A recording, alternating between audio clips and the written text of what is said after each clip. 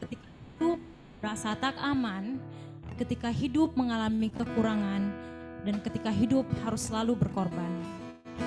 Kiranya lagu ini bisa memberkati kita semua.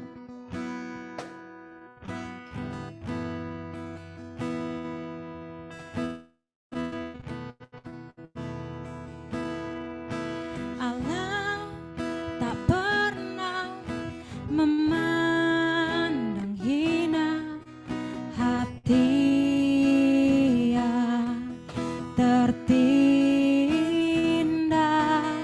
saat ku berseru. Dia selalu mendengar dan tak pernah sembunyikan wajahnya. Bulu yang patah terkulai tidak akan diputuskannya, dan sumbu yang pudar nyalanya tak akan dipadamkannya. Dia Yesus penuh kasih yang mampu mengubah hatiku menjadi baru, karena Dia kasih yang sempurna. Ku percaya pemulihan Tuhan, karena firman-Nya yang menyatakannya. Dia Allah yang sangat setia pada janjinya. Tenanglah, hai jiwaku, bersandarlah pada kasih dan setianya. Tangannya yang kan selalu memegangmu, menggendongmu hingga akhir usiamu.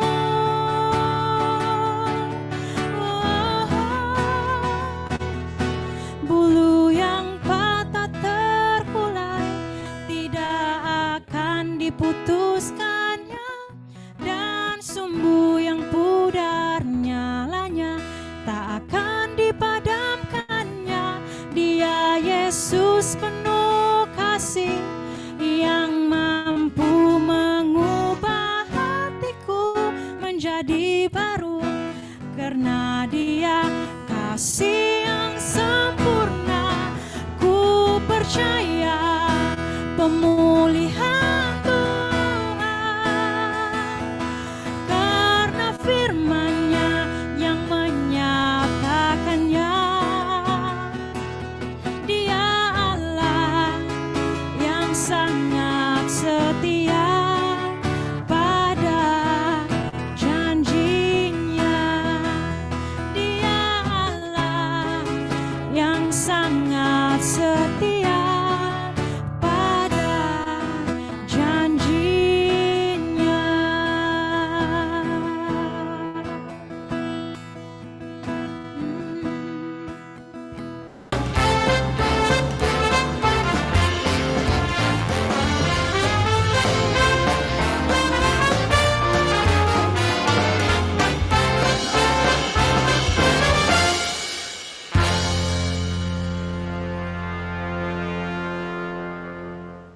Ten, nine, eight, seven, six, five, four, three, two, one, zero. Untuk kita semua bangkit berdiri. Gua pikir selamat datang ke ibadah RLC pada hari ini bagi teman-teman yang mengikutinya secara onsite maupun yang mengikuti secara online. Sungguh sebuah sukacita kita bisa berkumpul bersama-sama dengan teman-teman semua, dan juga ada teman-teman yang baru yang datang mengikuti bersama-sama ibadah kita pada hari ini. Syukur kepada Allah, dan yang oleh rahmat-Nya yang besar. Halo Pak Edi. Syukur kepada Allah yang oleh rahmat-Nya yang besar telah membawa dan menyatukan kita semua dalam persekutuan bersama Tritunggal, dan yang memampukan kita untuk bersandar kepada rahmat-Nya setiap hari dan meletakkan harapan kita kepada Allah Sang Perancang Agung. Dalam Mazmur pasal 33 ayat 18 hingga 21 mengatakan, sesungguhnya mata Tuhan tertuju kepada mereka yang takut akan Dia, kepada mereka yang berharap akan kasih setia-Nya, untuk melepaskan jiwa mereka dari maut dan memelihara hidup mereka pada masa kelaparan.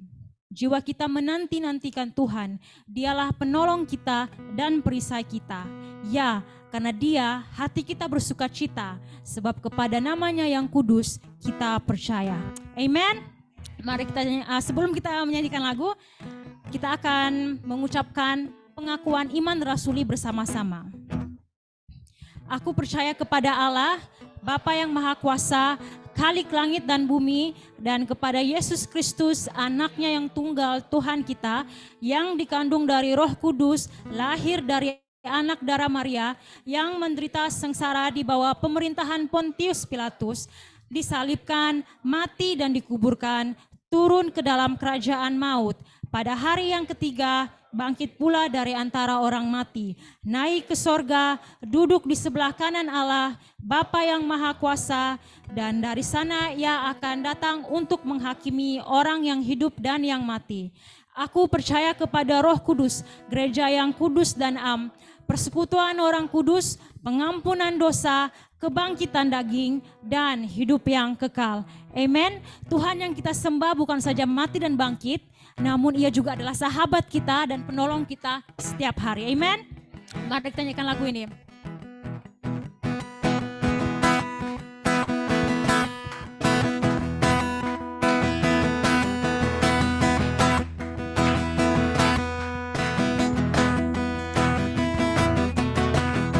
Hidup yang kupilih membuatku berarti,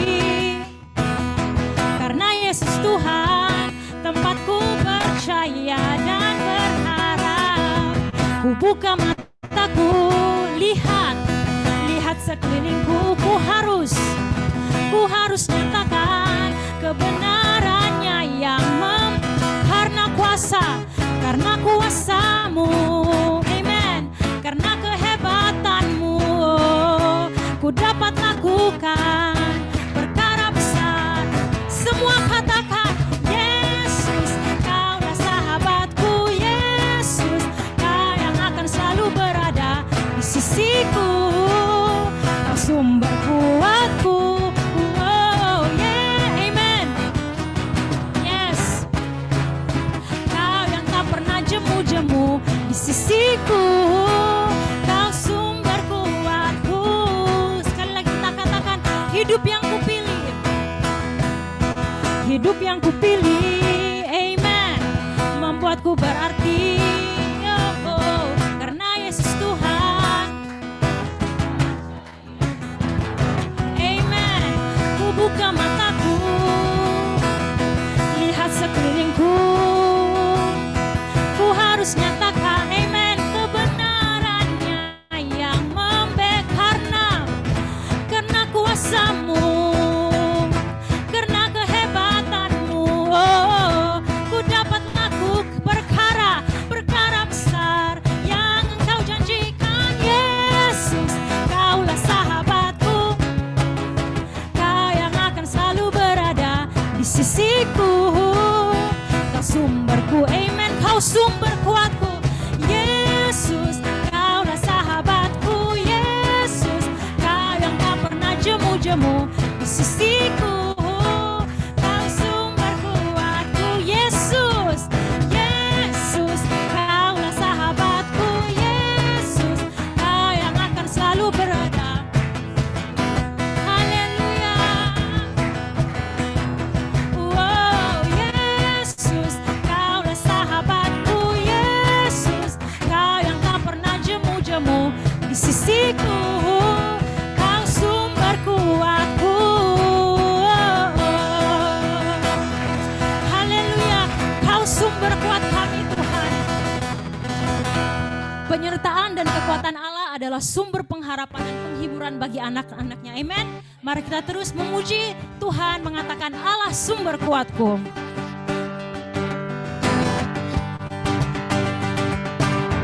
Mari bertepuk tangan, memuji Tuhan, bermazmur bagi namanya. Sebab dia baik.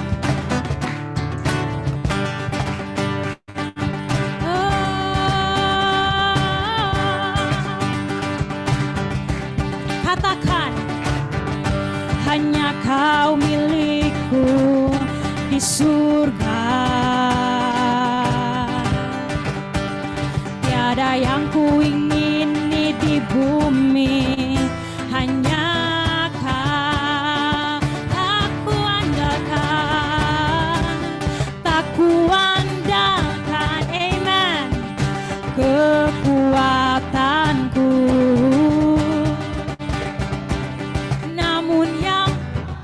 Yes Lord, Kau tetap selamat. Katakan Allah sumber kuatku. Yes Lord, Allah sumber kuatku. Allah sumber kuatku dan bagianku semuanya. Allah sumber, haleluya. Kau sumber kuat kami Tuhan.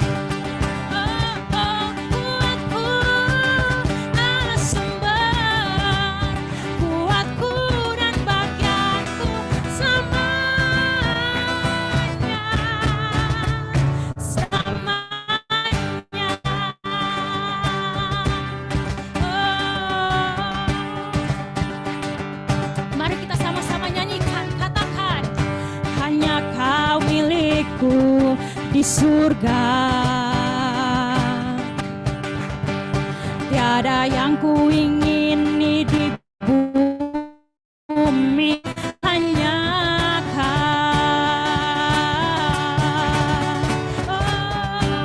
Tak ku andalkan kekuatanku, namun yang pasti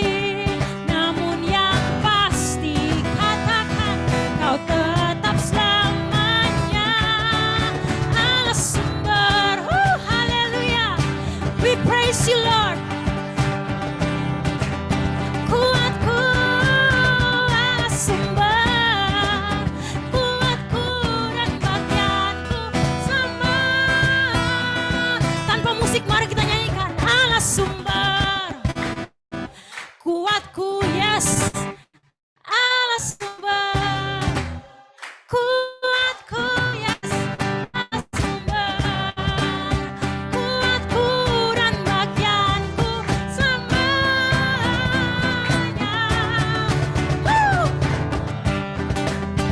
Kuatku, Allah sumber kuatku. Allah sumber kuatku dan bagianku selamanya. Sama, selamanya, selamanya, selamanya,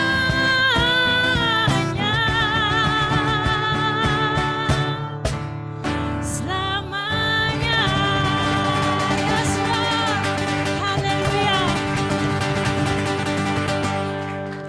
Dipersilakan duduk.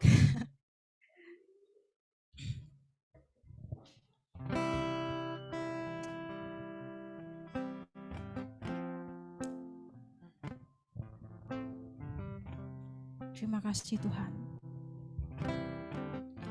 Kiranya lagu seterusnya ini kita nyanyikan sebagai doa kita, sebagai orang yang berdosa, yang selalu bergumul dengan dirinya sendiri untuk menjadi yang benar di hadapan Allah yang Maha Tahu. Yang tahu lagu ini kita akan mari kita nyanyikan bersama-sama.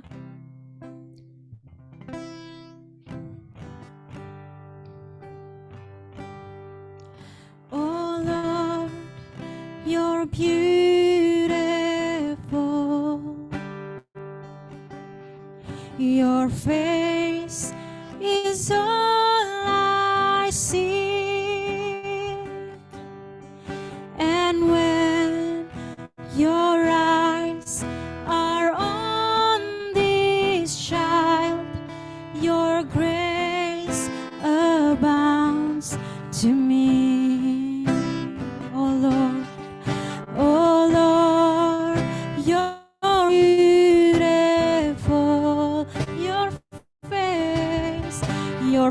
grace is all I see. And when your eyes are on this child, your grace abounds to me. 'Cause I wanna take your word and shine it all around. But first help me just to live in love. And when I'm doing well, help me to never seek a crown. For my reward is giving glory to you. I wanna take your word. I wanna take your word and shine it all around. But first help me just to live in love. And when I'm doing well, help me to never seek a crown. Your mind is giving glory to you. Sekali lagi kita nyanyikan. Oh Lord, you're beautiful, you're beautiful. Your face is all I see. And when your eyes are on this child, your grace abounds to me. 'Cause I wanna take your word and shine it all around. But first help me just to live in love. And when I'm doing well, help me to never seek a crown. For my reward is giving glory to you. For my reward is giving glory to you. For my reward is giving glory to you.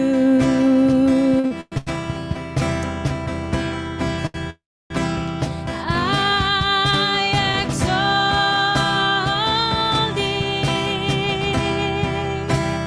I exalt thee.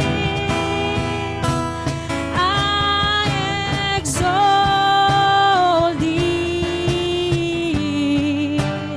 Oh Lord,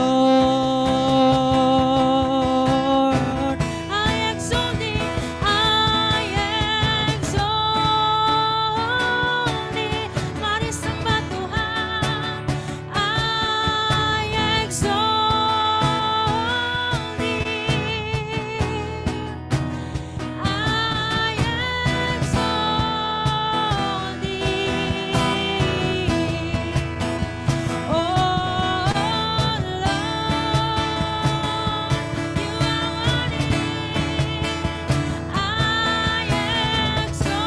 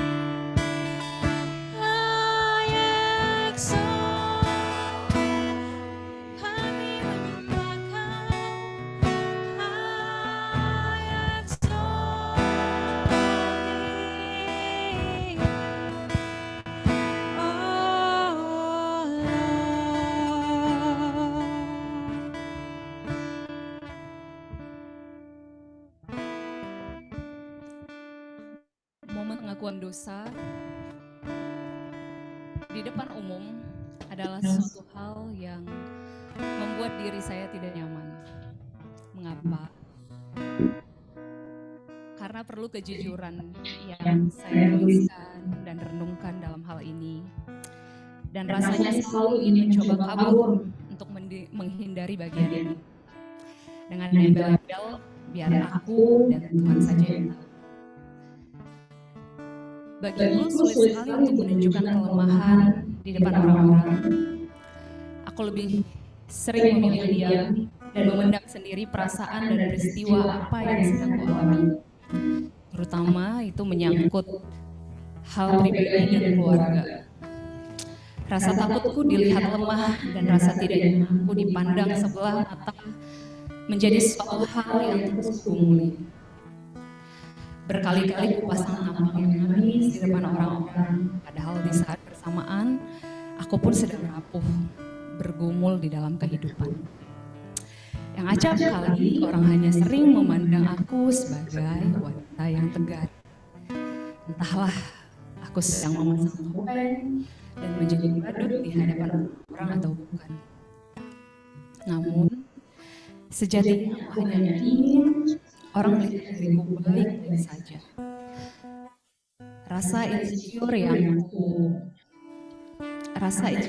yang besar dengan semua senyuman dan cerita yang baik saja. Selalu kupoles dengan baik dan sebisa mungkin akan kututup rapat untuk tidak menunjukkan sisi-sisi lemah dari diriku kepada orang. Selalu kupasang curiga di dalam diriku kepada orang. Nanti dia memandangku sebelah mata. Menilaiku tidak baik. Nanti dia menjauhi diriku. Jadi kupastikan cerita keluargaku hanya bisa diakses oleh orang yang senyaman mungkin aku bisa menceritakannya. Namun, ketika mempersiapkan pengakuan dosa ini, aku menyadari bahwa aku seorang Leni yang masih bergumul dengan penerimaan yang baik di hadapan orang lain. Standar yang orang katakan di dalam diriku masih sering mempengaruhi pikiranku. Sekalipun di saat bersamaan aku paham bahwa identitasku tidak terletak dari apa yang orang katakan, namun ternyata itu tidak cukup buatku selesai dengan rasa insecure yang kupunya. Mengapa aku selalu ingin diterima dengan baik? Mengapa aku tidak suka ketika mendapatkan nilai yang tidak baik?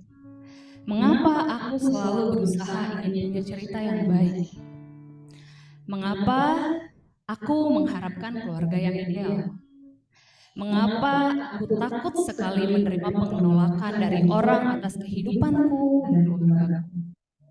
Dan sampai saat ini, aku belum menemukan jawaban atas semua pertanyaan ini. Pergumulan kita seringkali menunjukkan kita pada kebohongan atau berhala yang harus kita serahkan kepada Tuhan. Kenyataannya, kita tidak sempurna dan tidak akan pernah menjadi sempurna. Tujuan untuk mencapai kesempurnaan, untuk aku bisa selalu baik dan dapat nilai yang plus di depan orang-orang tidaklah realistis. Itulah sebabnya Yesus melakukannya untuk aku, untuk kita, karena Allah menunjukkan kasih-Nya kepada kita oleh karena Kristus telah mati untuk kita. Broken Saint, mari kita sama-sama ambil waktu sesaat untuk merenung.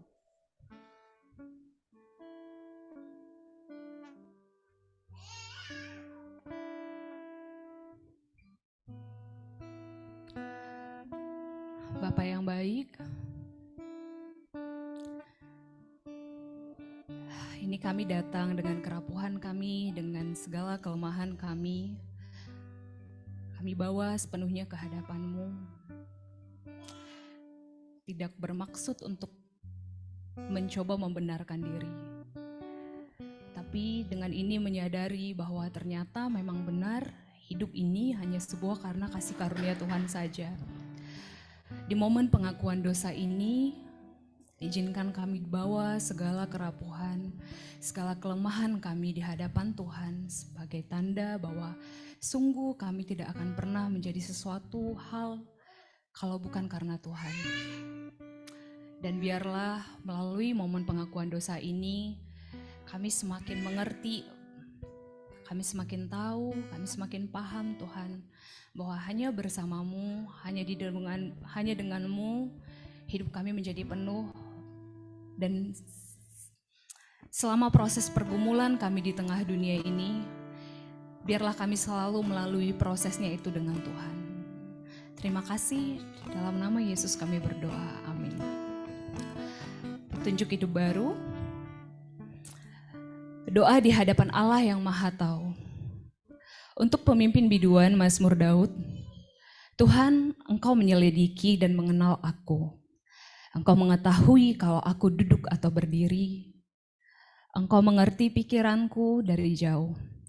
Engkau memeriksa aku kalau berjalan dan berbaring, segala jalanku Kau maklumi.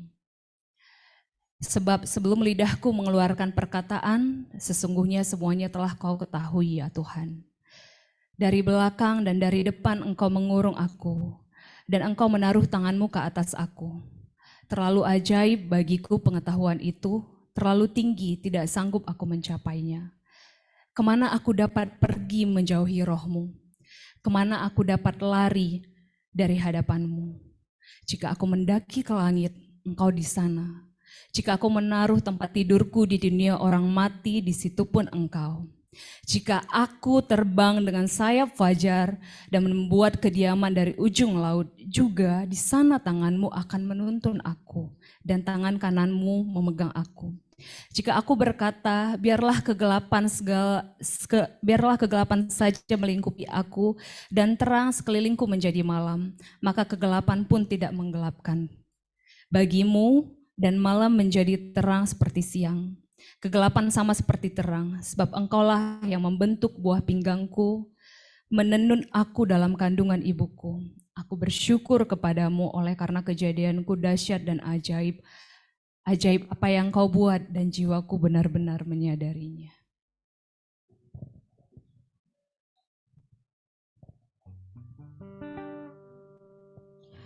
Saya untuk bangkit berdiri.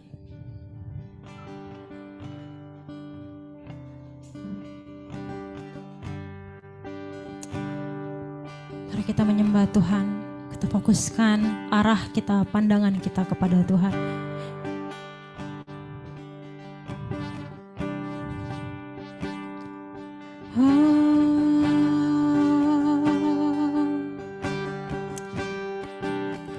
Kami datang Tuhan,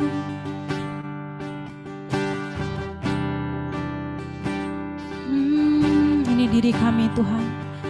Letakkan kehidupan kami dalam tangan-Mu. Kasih-Mu, karya-Mu nyata dalamku. Kau pegang hidupku dalam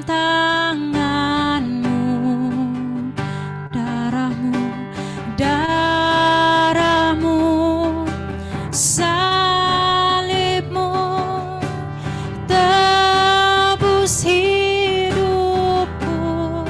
Nama-Mu berkuasa, sanggup bangkitkan.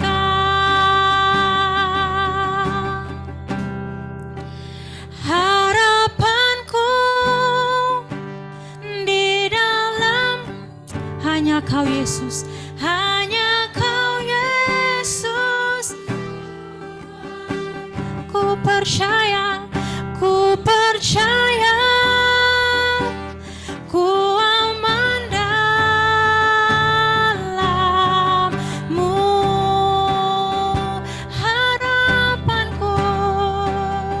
Harapanku di dalam-Mu, hanya Kau Yesus kuatku. Ku percaya,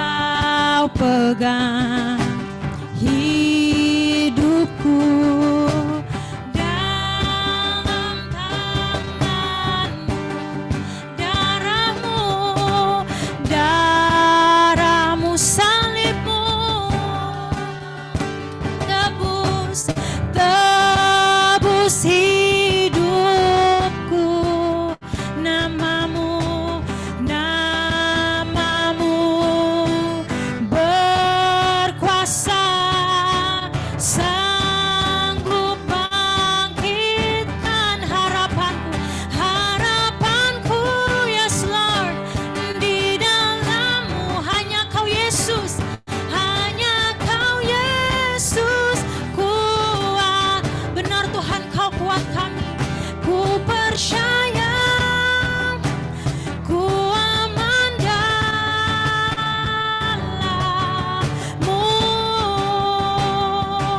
tak pernah gagal rencana, benar Tuhan terangi jalanku, kuasamu sempurna pengharapan. Oh, takkan hilang, sebab masa depanku kau sediakan, sekali lagi tak pernah gagal, yes Lord, tak pernah gagal Tuhan, terangi jalanku, kuasamu sempurna pengharapanku, takkan, benar Tuhan, sebab masa depanku dalammu, harapanku di dalammu, hanya kau Yesus, ku percaya, ku percaya, ku aman dalammu,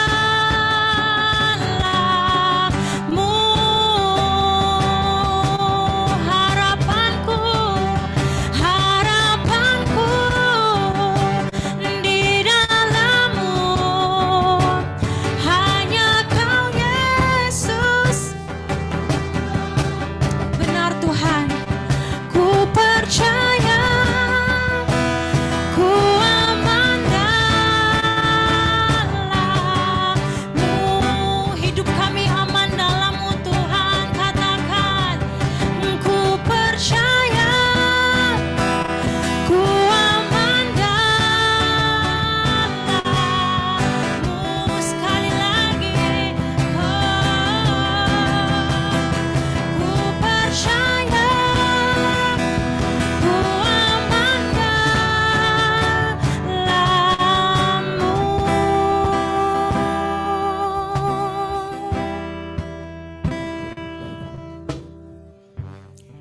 Pembacaan Alkitab pada siang hari ini diambil dari 1 Petrus pasalnya yang kelima, ayatnya yang ke-6 sampai dengan ke-11.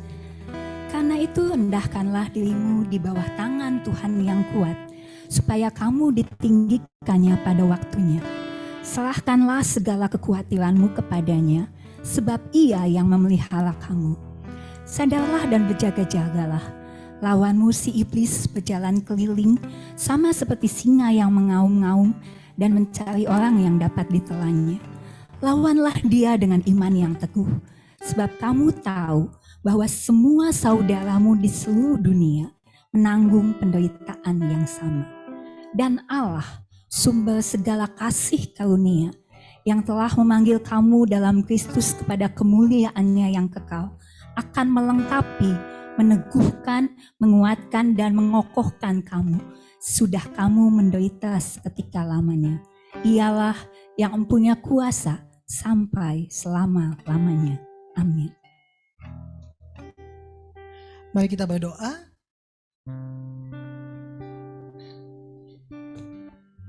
Allah Bapa kami yang Maha Kuasa, terima kasih buat kebaikan-Mu dalam hidup kami. Terima kasih buat pemeliharaan-Mu dan rencana-Mu yang terus berkelanjutan sampai dengan hari ini. Kalau kami boleh ada di tempat ini bukan satu kebetulan, tapi kami percaya bahwa Engkau mau berbicara kepada kami.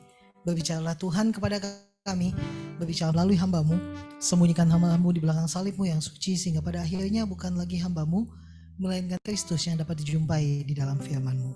Berbicaralah Tuhan, kami mendengarkan-Mu. Demi Kristus Yesus Tuhan dan Juru Selamat, kami berdoa dan mengucap syukur. Sama-sama kita katakan, amin. Berikan kemuliaan sekali lagi buat Tuhan Yesus. Silakan duduk semuanya, shalom.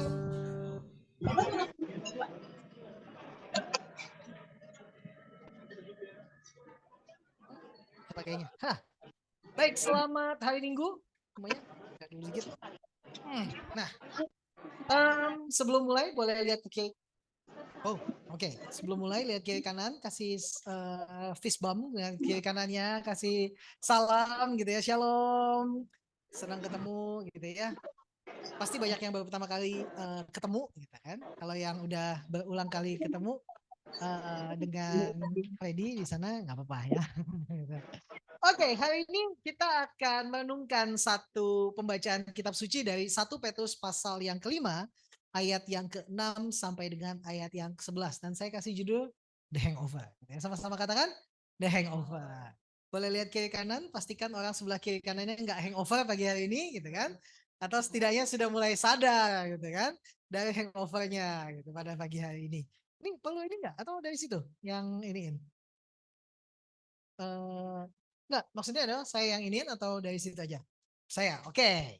Oke, baik. Hari ini kita akan merenungkan 1 Petrus 5 ayat 6 sampai dengan 11. Nah, kalau kita bicara tentang hangover, apa yang pertama kali muncul di kepala kita? Mabok. Oke, good. Ada lagi? Enggak ada lagi, cuma itu doang ya gitu ya gitu. Vodka. Oke, apa lagi? Tequila, Jack Daniel. Oh, wow. Oh, wow. Wow. Ini ini gereja macam apa ini gitu kan ya gitu. Jack Daniels gitu ya. XO. Oke. Segala sesuatu yang berkaitan dengan minuman keras, dan saya percaya bahwa kebanyakan orang di tempat ini doyan atau sudah pernah mencoba gitu ya semuanya dengan minum-minuman keras dan sebagainya. Kalau di LLC kita mabuknya mabuk apa? Susu beruang ya. Under substance itu susu beruang ya. Nah, saya baik Ko Felix dan Bung Onggi apakah menonton gitu ya gitu susu beruangnya. Nah, gitu. Oke. Coba ya kita klik. Oke. Nah, hangover gitu ya, menurut berdasarkan teori gini. Hangover adalah perasaan tidak menyenangkan, ya, kata kunci adalah gitu. Tidak menyenangkan. Sama-sama katakan tidak menyenangkan. Perasaan yang tidak menyenangkan yang terjadi dalam situasi peralihan. Sama-sama katakan peralihan. Dari situasi mabuk ke dalam situasi sadar gitu ya. Kenapa disebutnya hari ini diberikan tema The Hangover? Karena kita mau melihat satu perasaan yang tidak menyenangkan yang terjadi dalam peralihan dari situasi mabuk ke situasi sadar. Sekali lagi lihat dulu kiri kanannya, pandangi wajah orang di sebelah kiri kanannya baik-baik gitu ya. Apakah orang ini masih dalam keadaan mabuk atau setengah sadar atau sudah sadar gitu kan ya. Nah, kalau kita melihat katanya gejalanya seperti berikut. Saya pribadi saya merasa bahwa saya nggak pernah mabuk. Kayaknya saya nggak pernah mabuk karena saya nggak suka alkohol. Any religious reason? No, nggak gitu karena emang nggak doyan, gitu ya, gitu. Saya doyannya susu. Nah, sponsor. Nah, gejala adalah sebagai berikut. Katanya, nih, tapi tolong dikonfirmasi oleh yang pernah merasakan mabuk atau hangover, karena ini hanya berdasarkan riset saya. Katanya lelah dan lemah, betul apa enggak? Betul ya, oke. Mulut kering tapi haus? Betul. Pusing dan pegalinu? Mual, muntah, sakit perut? Oh betul ya. Sulit untuk tidur kembali? Oh enggak ya, enggak benar nih berarti ini ya. Hah? Benar? Benar. Oh benar di dia, benar tuh di Pastor Vinky benar katanya. Sensitif terhadap cahaya? Oh enggak. Pusing, vertigo? Enggak, pusing doang. Oke. Gemetar? Kalau dilawat Roh Kudus gitu sampai hangover dilawat Roh Kudus gemetar dia gitu ya gitu. Sulit berkonsentrasi? Cemas dan mood swing? Enggak juga. Jantung berdebar-debar? Jantung berdebar-debar lagi jatuh cinta. Duk-duk, dik-dik-dak, dik-duk. Gitu ya. Jadi ternyata ini adalah katanya perasaan tidak menyenangkan yang terjadi dalam peralihan dari situasi mabuk ke situasi sadar. Nah, pengkhotbah mencatat beberapa fakta tentang anggur. Kalau kita melihat ke dalam Alkitab, di dalam pengkhotbah itu ada beberapa fakta tentang anggur. Yang pertama, di dalam pengkhotbah pasal 2 ayat yang ketiga dikatakan, aku menyelidiki diriku dengan menyegarkan tubuhku dengan anggur. Jadi ada faktor menyegarkan. Dalam pengkhotbah, ya benar ya, ada faktor, ada ini dia loh. Menyegarkan diriku dengan anggur. Ya, anggur bahasa Inggrisnya apa? Salah. Anger.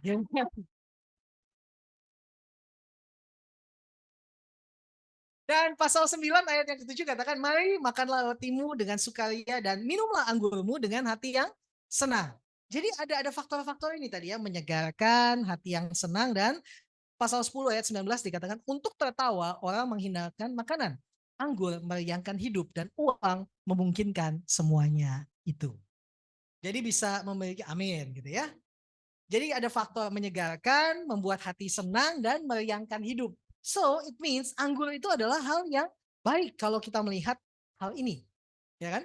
Kita bisa melihat dulu bahwa anggurnya itu baik, gitu ya. Anggur adalah hal yang baik. Yang masalah adalah tadi situasi tidak menyenangkan di dalam peralihan, gitu ya. Peralihan dari keadaan mabuk ke keadaan sadar. Nah, kondisi mabuk membuat orang melakukan apa yang tidak sepatutnya ia lakukan. Seringkali gitu ya. Nah, dari pengalaman di sini yang pernah mabuk, apa yang saudara pernah lakukan ketika saudara mabuk yang tidak sepatutnya saudara lakukan? Nangis. Oke, ternyata tahu ya. Oke. Baru tahu ada orang yang kalau mabuk nangis ya gitu ya. Curhat. Oke. Apalagi orang biasa mabuk tidak sepatutnya melakukan apa? Nampol orang. Oke. Apalagi? Ngajak berantem, menjadi rese. Sebenarnya ini nggak membuat saudara jadi jahat ya, tapi itu mereveal, memunculkan sifat asli saudara ketika saudara mabuk, betul nggak sih? Iya nggak? Iya kan gitu ya? Betul ya gitu ya? Jadi kalau saudara mabuk sebenarnya saudara tuh aslinya keluar gitu kan? Kalau di gereja kan semuanya jadi ini ya, shalom gitu kan. Selamat hari Minggu, Tuhan Yesus memberkati. Kalau om-om di gereja yang lebih ini suaranya lebih berat, shalom. Gitu kan ya gitu, Tuhan Yesus memberkati. Coba kalau dia mabuk gitu kan gitu. Oh, dia shalom. Apalagi kalau yang dari Minahasa, dari Ambon gitu ya, dari Indonesia Timur. Nggak tahu di Gemis juga ada ini dong. Kalau misalnya udah selesai ibadah pagi, 1 jam ngobrol-ngobrol, habis itu ibu-ibu pulang semua, bapak-bapak balik meja sama om pendeta main kartu dan minum sofi, ya kan kayak gini ya. Kurang ngambil karaokean gitu kan. Yang mabuk rohani, ya betul ya. Banyak yang mabuk rohani ya. Mereka mabuk tapi mereka rohani kan. Sambil main gaple gitu kan. Yesus ada sobat kita. Ya. Gitu. Dan hal itu terjadi. Kondisi mabuk membuat orang melakukan apa yang tidak sepatutnya ia lakukan. Dan yang kedua adalah orang mabuk tidak mengetahui masalah dan baru akan menyadari masalahnya setelah ia sadar dari mabuknya. Katakan amin. Amin. Ketika mabuk nggak tahu masalahnya di mana, tapi setelah sadar baru dia sadar, oh my God, ternyata ketika aku mabuk aku membuat masalah. Dan mungkin dia tidak menyadari masalahnya selama dia mabuk. Jadi kondisi mabuk adalah kondisi yang selamanya aman. Saya simpulkan nih, kondisi mabuk adalah kondisi yang selamanya aman jika orang tersebut selamanya mabuk. Betul ya? Aman selama dia mabuk terus. Tapi begitu dia sadar, mulai orang menyadari gitu, wah ternyata kondisi saya nggak aman. Ternyata saya punya banyak masalah. Ternyata saya membuat masalah. Kalau dia sadar. Gitu kan? Jadi kondisi mabuk adalah kondisi yang selamanya aman jika orang tersebut selamanya mabuk. Masalahnya apakah mungkin kita berada di dalam kondisi yang selamanya mabuk? Saya pikir enggak. Ya kan? Di RLC apakah mungkin seseorang hanya minum ini dan selamanya mabuk karena minum susu beruang. Bukankah di dalam bahasanya LLC adalah sekaleng lagi bang, kan gitu kan gitu.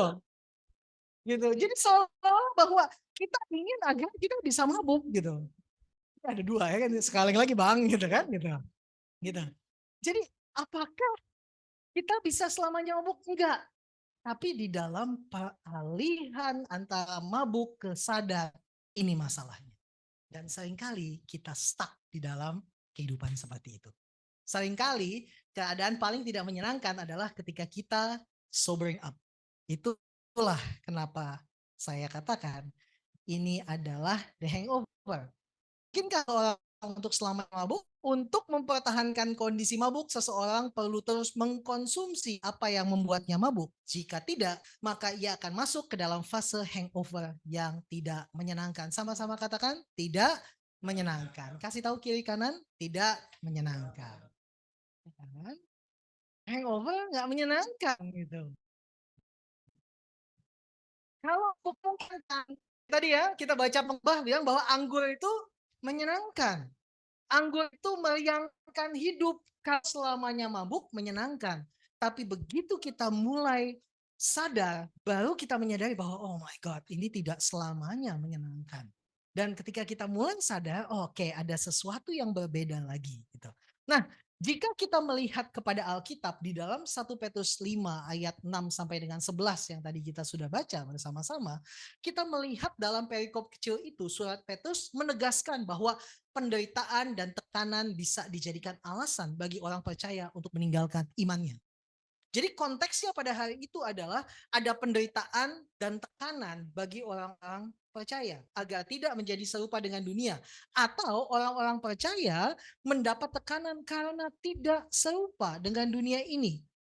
Namun hal itu dijadikan alasan bagi orang percaya untuk meninggalkan imannya. Ya sudahlah, aku sudah menderita, aku kok Tuhan gak bantu aku dan sebagainya. Ya udah, aku gak usah jadi Kristen lagi. Ayat 6 justru memberikan nasihat pada jemaat untuk merendahkan diri sebagai lambang dari pertobatan. Ayat 6 katakan tadi apa? Rendahkanlah dirimu di bawah tangan Tuhan yang kuat. Ayat 6 katakan seperti itu. Rendahkan dirimu di bawah tangan Tuhan yang kuat. Penulis surat Petrus mengambil literatur dari perjanjian lama yang senada. Dalam Amsal 3 ayat 34 dikatakan, tetapi orang yang hati dikasihaninya. Kita baca sama-sama ya, Amsal 3 ayat 34, tetapi orang yang rendah hati dikasihaninya. Jadi ternyata perikop ini gitu ya, perikop kecil ini mengajak kita untuk bertobat. Gitu ya. Ini adalah satu panggilan untuk pertobatan. Bahwa apapun yang terjadi, bahwa ada penderitaan dan tekanan, itu yang kita biasa jadikan alasan, ternyata itu bukan satu alasan. Tuhan memanggil kita untuk bertobat. Bagi orang Israel, apa yang dicatat pada ayat ke-7 adalah hal yang telah mereka rasakan dalam setiap penderitaan dan tekanan. Katakan gini, serahkanlah segala kekhawatiranmu kepadanya sebab ia yang memelihara kamu. Namun hal ini tidak dipahami oleh orang-orang asing yang mengadakan hubungan transaksional dengan dewa-dewa mereka untuk keamanan dan kenyamanan. Orang Israel tahu bahwa ketika mereka memberikan hidupnya kepada Tuhan, Tuhan yang menjaga kehidupan. Tapi jemaat yang datang bukan hanya dari kalangan Israel, yang datang tadinya Gentiles, orang-orang Yunani, nggak paham tentang hal itu. Orang Israel tahu tentang tiang awan dan tiang api. Orang-orang Yunani nggak pernah merasakan pemeliharaan Tuhan seperti itu. Orang-orang Yunani selalu memiliki hubungan yang transaksional dengan dewa-dewa mereka. Kan? Ketika orang memberikan persembahan kepada dewa, selalu dengan harapan bahwa agar dewanya memberkati. Ya kan?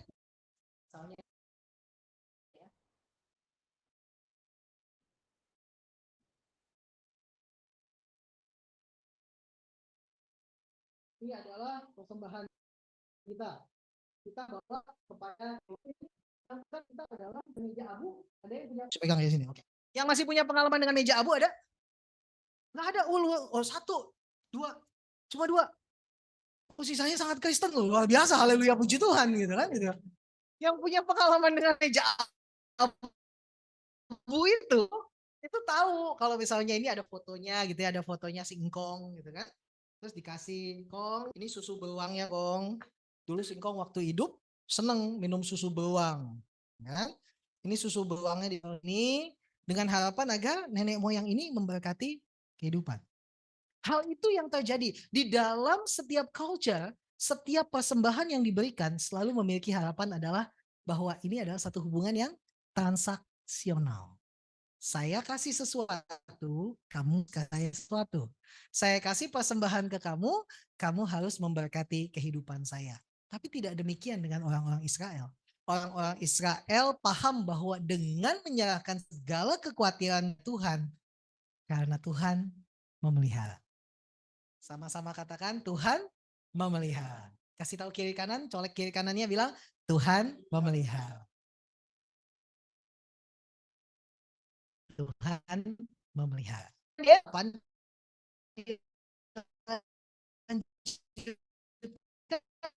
Ini menjadi satu pusatnya. Jadi mereka ini yang suka main plastik gitu ya. Gitu. Tapi saya melihat gini bahwa ayat yang ke-8 ini jadi sangat penting. Kita baca sama-sama ya. 1, 2, 3. Sadarlah, berjaga-jagalah, lawanmu si iblis berjalan keliling sama seperti singa yang mengaum-ngaum dan mencari orang yang dapat ditelannya. Tiba-tiba ada satu panggilan.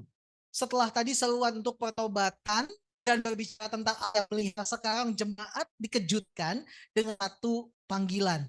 Sadarlah. Ya. Dan setiap kali ada satu panggilan bagi orang untuk sadar, artinya orang tersebut berada di dalam kondisi yang tidak sadar. Kalau orang itu kita ada satu panggilan untuk sadar, berarti orang tersebut ada di dalam satu kondisi yang tidak sadar. Nah, itulah sebabnya apa gereja dipanggil untuk sadar dan berjaga. Sadar dan berjaga. Masalahnya saya selalu berpikir gini. Akan sangat indah, gitu ya, akan sangat indah ketika pertobatan atau perubahan dalam kehidupan itu terjadi pada saat itu juga. Tadinya mabuk, gitu ya, kita anggap ini manusia. Tadinya mabuk berjalan ke sana, lalu tiba-tiba karena panggilan ini sadarlah, berjagalah, tiba-tiba dia langsung putar balik jalan ke sana. Ini akan sangat indah, tapi sangat tidak pernah terjadi.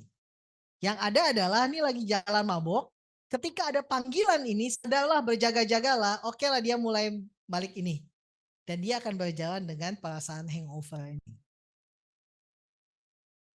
Tidak pernah ada saya pikir orang yang namanya, atau jarang ketika orang bisa langsung berbalik 180 derajat. Di dalam konsep perjanjian baru, kata metanoia itu adalah perubahan 180 derajat.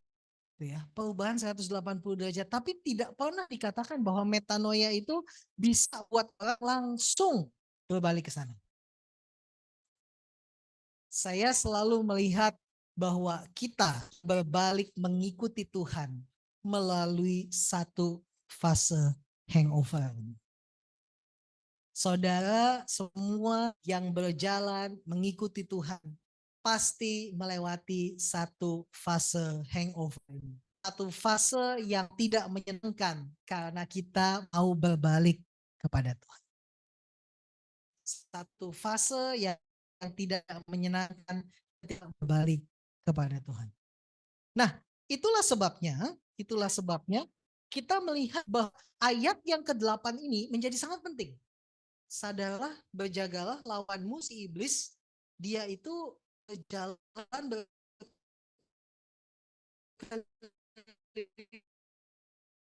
seperti singa yang mengaum untuk menelan orang iblis atau terhadap orang percaya. Dalam tradisi Yahudi, iblis digambarkan seperti seorang jaksa penuntut yang terus-menerus merengek di hadapan tahta Allah untuk memutarbalikan kebenaran dan membawa orang percaya meragukan iman, diri, dan Tuhan yang memelihara. Hal itu terlihat dalam kisah Ayub. iblis tidak seperti yang digambarkan oleh film-film horor Indonesia. Ya, iblis tidak digambar seperti yang digambarkan oleh film-film horor Indonesia. Kalau misalnya lihat film-film horor Indonesia, itu setannya udah miskin ya kan, baju compang-camping gitu kan, dengan apa wajah yang bopeng-bopeng berdarah gitu kan. Sangat berbeda dengan setan Korea ya. Kalau saya mungkin iblisnya lihatnya sama gitu, balik badan, ya. Nah, digambarkan sebagai pribadi yang selalu membuat tuduhan terhadap orang percaya. Nah, pertanyaannya adalah apa yang dia tuduhkan terhadap saudara ketika saudara berada di dalam masa hangover ini? Jawabannya adalah banyak. Banyak yang bisa dituduhkan ketika kita berada di dalam masa hangover ini. Hal ini terlihat dalam kehidupan Ayub. Lihatlah bahwa dalam Ayub pasal 1 dikatakan begini. Pada satu hari datanglah anak-anak Allah menghadap Tuhan dan di antara mereka datanglah juga iblis. Lalu bertanyalah Tuhan kepada iblis, dari manakah engkau? Lalu jawab iblis itu kepada perjalanan mengelilingi jelajahi bumi. Lalu bertanyalah Tuhan kepada iblis, apakah engkau memperhatikan hambaku Ayub? Sebab tidak ada seorang pun di bumi seperti dia yang demikian saleh dan jujur, yang takut akan Allah dan menjauhi kejahatan. Lalu jawab iblis kepada Tuhan, apakah dengan tidak mendapat apa-apa Ayub takut akan Allah? Bukankah engkau yang membuat pagar sekeliling dia dan rumahnya, serta segala yang dimilikinya? Apa yang dikerjakannya telah kau berkati dan apa yang dimilikinya makin bertambah di negeri itu. Tapi ulurkanlah tanganmu dan jamahlah segala yang dipunyainya. Ia pasti mengutuki engkau di hadapanmu. Iblis atau jahat itu dia ingin memutarbalikkan apa yang terjadi sehingga saudara tidak pernah cukup kuat untuk bergerak ke arah sebaliknya. Saudara bisa saja berada di sini dan saudara berbalik, tahu bahwa Tuhan ada, tapi Tuhan terlalu jauh sehingga saudara hidup saudara. Pertanyaan saya adalah hari ini apa yang iblis tuduhkan dalam hidup saudara? Saudara nggak cukup baik, saudara nggak cukup pintar, saudara nggak cukup pelayanan, saudara nggak cukup punya kehidupan yang kudus, saudara nggak cukup, saudara nggak cukup, saudara nggak cukup. Dan bukankah itu yang seringkali dituduhkan pada kita? Seruan 1 Petrus mengajak jemaat untuk sadar tentang apa yang sedang terjadi pada saat ini, dan ketika kita sadar tentang keberadaan kita hari ini, maka kita akan menyadari tentang apa yang tidak ada pada kita hari ini. Sekali lagi, kalau kita sadar tentang keberadaan kita hari ini, kita akan belajar untuk menyadari apa yang tidak ada pada kita hari ini. Gitu ya. Apa yang tidak ada pada kita hari ini. Nah, seruan untuk sadar dan berjaga-jaga, iblis tidak datang dalam rupa monster yang mengerikan, melainkan seringkali datang dari perasaan tidak sadar. Makanya panggilannya adalah sadarlah. Kalau kamu nggak sadar, ini masalah. 2 titik ekstrim dalam kehidupan orang percaya adalah 1, tidak merasa, atau yang kedua, terlalu perasa. Ini masalah kita. Gitu ya. Saya kasih contoh gini, sangat mungkin kita tidak merasa. Sangat mungkin kita nggak merasa kalau bisnis kita kotor. Oh wow, gitu ya. Amin. Gitu. Sangat mungkin kita tidak merasa kalau kita ternyata memanipulasi sesama. Sangat mungkin kita tidak merasa kalau kita mengambil keuntungan secara licik, gitu ya. Namun kita tidak menyadarinya karena kita pikir Allah di pihak kita. Kita rajin ibadah, saya memberikan persepuluhan. Semuanya saya sudah melakukan kegiatan kerohanian saya sehingga kita tidak merasa. Ini masalah pertama. Ketika kita tidak merasa. Atau yang kedua, sangat mungkin kita terlalu merasa.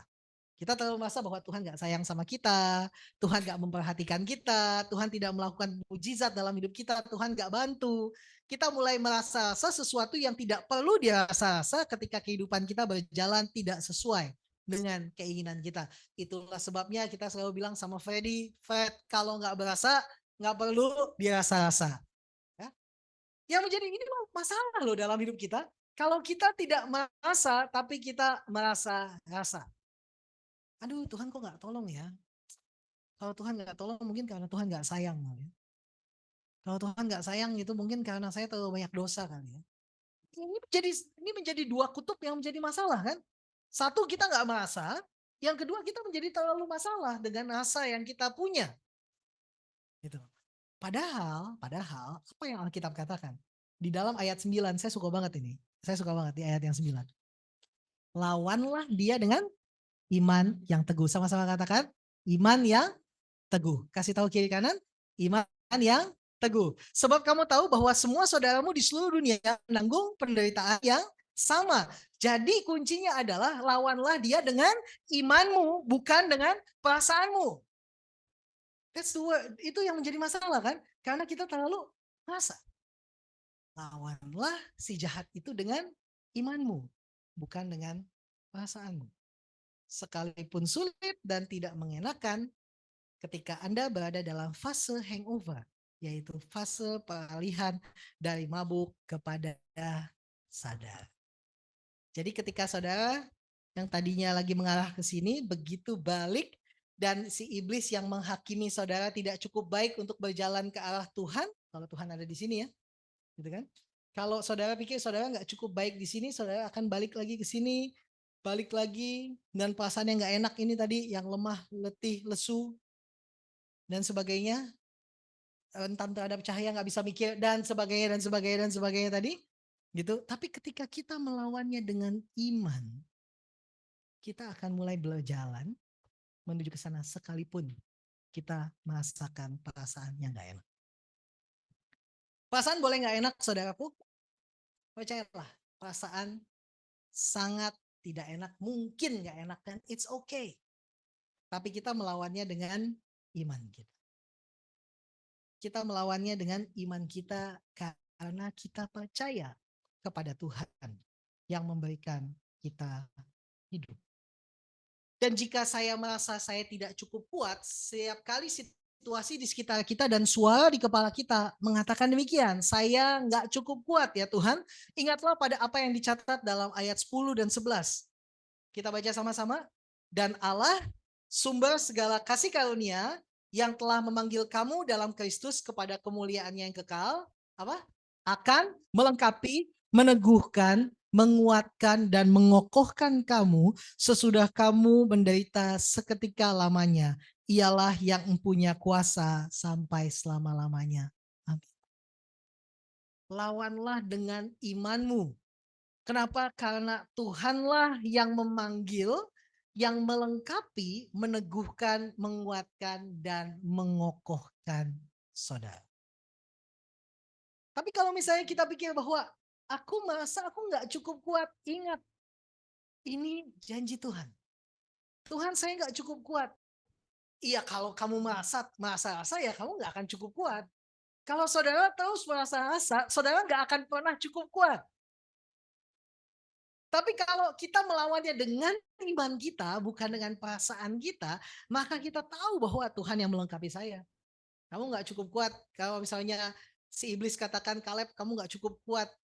Tapi kamu bisa katakan, Kaleb bisa katakan, tapi Tuhan yang melengkapi. Ya kan? Kalau misalnya dikatakan, Freddy, kamu nggak cukup baik, tapi Tuhan yang meneguhkan. Renaldi, jenggotmu jelek, gitu kan? Gitu.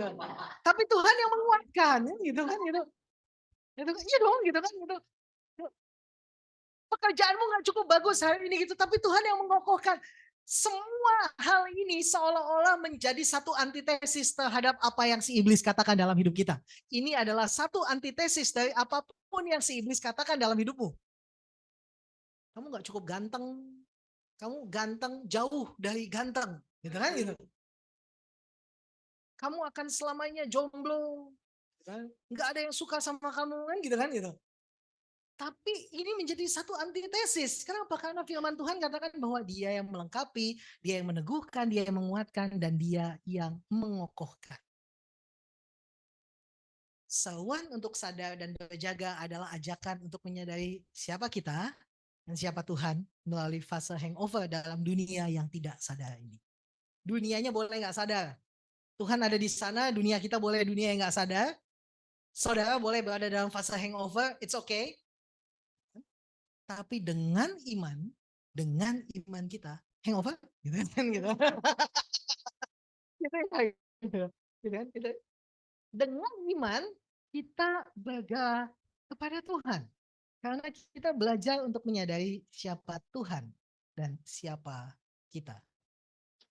Salah satu di sini saya tuliskan satu tulisan dari Watchman Nee. Watchman Nee adalah salah seorang pemberita Injil di Asia. Dia menulis dalam bahasa Inggris. Saya sekalian tuliskan terjemahannya, saudara bisa membacanya. Melihat di sini saya akan bacakan untuk saudara. When the Galilean boy brought his bread to the Lord, what did the Lord do with it? He broke it. God will always break what is offered to him. He breaks what he takes. But after breaking it, he blesses and uses it to meet the needs of others. Saudara baca sendiri ya, itu ya. Jika anak laki-laki. Siapa nama anak laki-laki yang bawa roti ini? Roti boy. Ini boy. Iya kan gitu kan?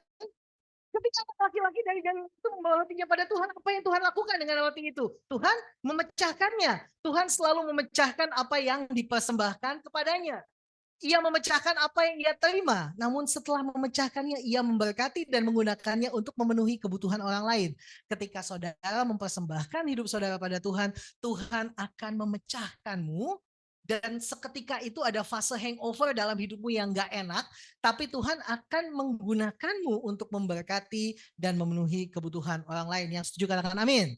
Amin. Selanjutnya dikatakan gini, after you give yourself to the Lord, He begins to break what is offered to Him.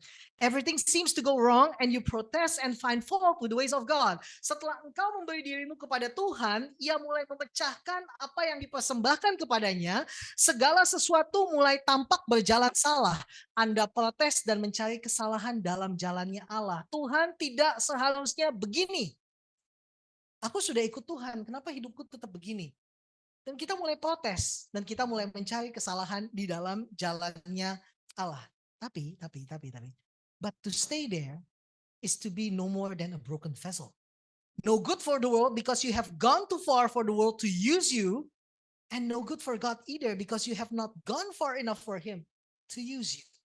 You are out of gear with the world and you have a controversy with God. This is the tragedy of many a Christian. Namun untuk tetap berada di situ adalah untuk hanya sekedar menjadi bejana yang terpecah. Tidak cukup baik untuk dunia karena Anda telah melangkah terlalu jauh bagi dunia untuk dapat menggunakan Anda. Dan Anda tidak cukup baik untuk Tuhan karena Anda melangkah tidak cukup jauh untuk digunakan olehnya. Anda tidak cocok lagi dengan dunia, namun Anda memiliki kontroversi dengan Tuhan. Inilah tragedi yang banyak terjadi pada orang Kristen. Tidakkah seringkali itu? Kita sudah berjalan. Ketika kita sudah sampai sini nih tadi nih, kita dapat panggilan untuk berbalik dan kita berbalik dengan segala sempoyongan kita mulai berjalan kembali kepada Tuhan dan di tengah titik ini, this is the broken vessel. Ini adalah bejana yang pecah, yang rusak dan tidak berguna. Kenapa? Karena Anda sudah terlalu jauh meninggalkan dunia. Sehingga Anda sudah gak berguna bagi dunia ini. Tapi saudara berjalan tidak cukup jauh untuk mendekati Tuhan. Sehingga Anda tidak cukup baik untuk Tuhan. Dan tidak cocok lagi dengan dunia. But still you have a controversy with God. Inilah tragedi yang banyak terjadi di dalam kehidupan orang Kristen. Lihat kiri kanan, pandangi wajahnya baik-baik. Apakah orang ini berjalan terlalu jauh? Gitu kan? Apakah dia berjalan terlalu jauh atau bagi dia sudah berjalan terlalu jauh meninggalkan dunia, tapi dia mungkin tidak cukup jauh melangkah untuk mendekati Tuhan. Dan ini kontroversi dalam kehidupan kita. Kita berjalan terlalu jauh meninggalkan dunia, tapi tidak cukup jauh untuk mendekati Tuhan. Dan tulisan ini banyak typonya. Iya kan, banyak typonya. Pasti dibenarin. Kalau kita jawabannya apa? Jawabannya adalah ketika kita berada di titik ini, berada kita udah sempoyongan di tengah jalan, kita udah melawan dengan iman, kita nggak pakai perasaan nih, mau hujan panas dan sebagainya, dan sebagainya, dan sebagainya. Udah sampai sini, kita berada di tengah-tengah dua dunia ini, lalu apa? Sampai detik ini, kita tahu bahwa ini yang terjadi dalam hidup kita. Satu ketekunan karena anugerah. Kalau saudara bukan karena anugerah Tuhan, saudara nggak bisa balik ke titik ini. Saudara akan tetap jauh dari Tuhan. Tanpa anugerah, saudara akan tetap jauh dari Tuhan. Saudara nggak akan pernah bisa sampai titik ini.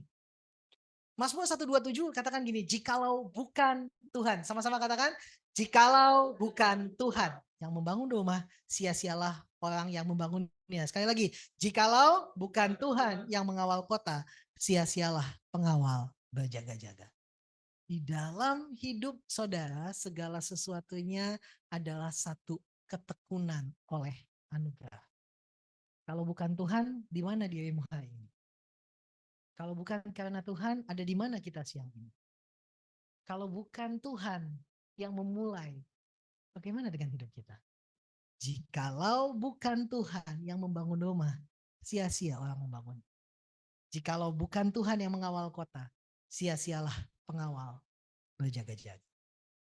Jadi kita mesti melihat bahwa Tuhan yang memulai, Tuhan yang menuntun, dan kita ada di dalam ketekunan karena anugerah ini, di dalam satu fase hangover ini, kita berjalan kepada Tuhan karena iman, percaya, bukan karena perasaan yang kita miliki. Dalam ketekunan karena anugerah, kita tidak cukup kuat untuk melepaskan diri dari tangan Tuhan yang kuat, yang telah memilih dan menuntun kita sampai dengan hari ini, sekalipun masih di dalam fase hangover. It's okay. Izinkan saya untuk bercerita tentang satu pria ini, namanya Daniel Webster Whittle. Daniel Webster Whittle adalah seorang Kristen yang dilahirkan di dalam satu keluarga baik-baik di abad 19. Namun ketika dia bertumbuh, dia menjadi seseorang yang melupakan Tuhannya. Ketika Amerika berada di awal perang saudara pada tahun 1860-an, masalah perbudakan memecah Amerika menjadi the Union yang di utara dan the Confederation di selatan. Daniel Webster Whittle menjadi seorang tentara.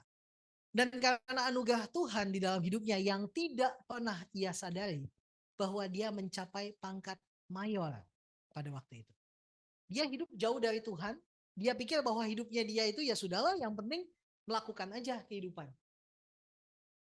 Dia tidak pernah menyadari bahwa ketika dia pergi untuk melakukan tugasnya sebagai seorang tentara, ibunya seorang Kristen yang taat memasukkan Alkitab ke dalam kantong tasnya dia, ke dalam ranselnya dia. Gak pernah dibaca juga Alkitabnya, dibiarkan begitu saja. Dia marching dengan General Tecumseh Sherman. Kalau ada yang pernah mendengar hal itu, General Tecumseh adalah seorang jenderal dari Union, dari Amerika. Itu yang sangat terkenal melawan barisan konfederasi pada waktu itu. Di dalam perang, dia terluka dan harus diamputasi tangannya. Tangannya diamputasi yang sebelah kanan. Dia hanya memiliki separuh tangan. Di dalam masa pemulihannya di rumah sakit, yang dia temukan cuma satu kenang-kenangan dari ibunya, yaitu Alkitab. Dan itulah ketika dia dalam masa pemulihan, dia mulai membaca Alkitabnya dari awal sampai akhir, dan dia membacanya. Dan kita berharap apa? Kalau dia baca Alkitab, kita berharap dia bertobat. Ternyata kejadiannya adalah bahwa dia berpaling, kan gitu. Nggak bertobat gitu kan. Kita berpikir bahwa kalau ini adalah satu Cinderella story, kalau ini adalah satu kisah di film-film, kita akan pikir bahwa ketika dia terluka, dia berjumpa dengan Tuhan, dia akan bertobat. No. Ternyata dia tetap seorang yang terluka, kehilangan tangan, dan yang nggak gimana-gimana. Dia tetap seorang yang bukan orang percaya. Dia bukan orang percaya. Dia hanya tahu tentang isi Alkitab.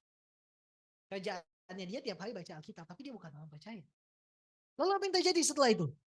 Yang terjadi setelah itu adalah satu hari tiba-tiba ada perawat datang. Dan perawat ini bilang, kamu harus bantu saya, Mayor. Kenapa? Di bangsal sebelah itu ada seorang anak muda udah hampir mati. Kan? Di bangsal sebelah itu ada anak muda sudah hampir mati. Dan dia bilang bahwa gitu di dalam dia udah sangat takut. Dia cuma teriak, tolong doakan saya, tolong doakan saya. Dan perawat ini bukan seorang Kristen juga. Lalu perawat ini memanggil dia dan katakan bahwa ayo berdoa buat dia. Lalu kata si Mayor Daniel Webster Whittle ini, kenapa saya? Kata perawat itu adalah kamu adalah satu-satunya orang di rumah sakit ini yang lagi baca Alkitab. Kamu satu-satunya Kristen, tapi saya bukan orang Kristen. Gitu kan? Saya bilang, gak apa-apa, pokoknya kamu baca Alkitab, ayo ikut saya. Gitu kan? Gitu, kamu berdoa buat dia. Gitu. Dan anak muda itu sangat berada dalam kesakitan dan perawat itu berbisik kepada dia. Anak muda ini bukan orang baik-baik. Di momen itu baru dia menyadari. Dan dia katakan, saya juga bukan orang baik. Dan di saat itu karena nggak ada yang berdoa, si Mayor Whittle ini dia berlutut dan kuasa Tuhan mengalir dalam hidup dia. Di situ ada satu momen pertobatan. Momen ketika dia ingat apa yang diajarkan dari kecilnya dia. Satu momen pertobatan setelah dia berlutut, dia mendekati anak muda itu, lalu dia berdoa untuk anak muda itu. Anak muda itu dengan kesakitan hanya bilang, katakan berdoa buat saya, berdoa buat saya. Dan Mayor itu berdoa di dalam nama Tuhan Yesus untuk anak itu. Dan setelah ia selesai berdoa, anak muda itu menghembuskan nafas terakhir. Dengan ketika saya membaca biografinya dikatakan bahwa anak muda itu dengan tenang meninggalkan dunia ini. Dan Mayor Whittle menjadikan hal itu menjadi satu momen perubahan di dalam kehidupannya. Dia menyadari bahwa saya bukan orang baik-baik. Tetapi Tuhan memanggil, sekalipun dia bukan orang baik-baik, Tuhan memanggil. Dan perjumpaan dengan Tuhan pada akhirnya membawa Mayor Whittle ini, the hangover ini yang saya katakan contoh the hangover ini, kepada hal ini. Dan dia katakan bahwa yang terpenting dalam hidup dia, perjumpaan dia dengan Alkitab, dia katakan ini. Di dalam 2 Timotius 1 ayat 12 ini menjadi ayat pegangannya dia. Itulah sebabnya aku menderita semuanya ini, tetapi aku tidak malu karena aku tahu kepada siapa aku percaya. Dan aku yakin bahwa ia berkuasa memeliharakan apa yang telah dipercayakannya kepadaku hingga pada hari Tuhan. Saya undang jemaat untuk membacanya bersama-sama dengan saya. 1, 2, 3. Itulah sebabnya aku menderita semuanya ini. Tetapi aku tidak malu. Aku tahu kepada siapa aku percaya. Dan aku yakin bahwa ia berkuasa memeliharakan apa yang telah dipercayakannya kepadaku hingga pada hari Tuhan. Kita percaya bahwa seringkali dalam hidup kita cuma pikir bahwa kalau kehidupan kita mendekat kepada Tuhan, everything is going to be okay. Ini Tuhan, ini saya, kita berjalan berendengan. Tapi seringkali kenyataannya nggak seperti itu. Kenyataannya adalah Tuhan di mana, kita di mana. Seringkali kita berkutat dengan segala macam keduniawian kita, dengan segala macam perasaan kita, tanpa kita memberikan ruang untuk iman yang menuntun kepada Tuhan. Kalau kita terlalu percaya pada perasaan kita, kalau kita terlalu percaya pada insting kita, kesedihan kita, kecakapan kita, bahkan kepintaran atau kehebatan kita, uang kita, kita menjauh dari Tuhan. Yang bisa mendekatkan kita kepada Tuhan adalah anugerahnya yang membangkitkan iman dalam hidup kita. Untuk percaya bahwa sekalipun terhuyung, sekalipun di dalam penderitaan, sekalipun mabuk, kita terus maju kepada Tuhan. Inilah ketekunan karena anugerah. Broken Sin, hari ini kita datang kepada Tuhan karena kita tahu bahwa Tuhan yang menguatkan, mengokohkan kita, membuat kita hidup satu hari lagi. Mari kita tundukkan kepala. Saya undang pemain musik. Kita mau berdoa, kita ambil saat teduh sejenak di hadapan Tuhan.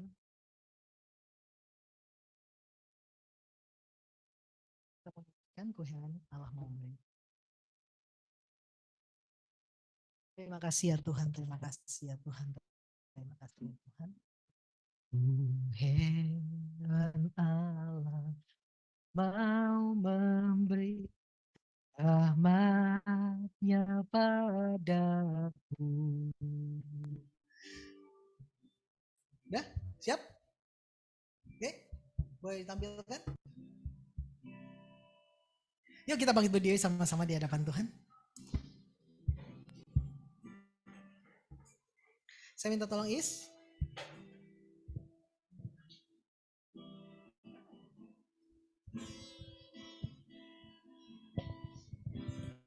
Oke.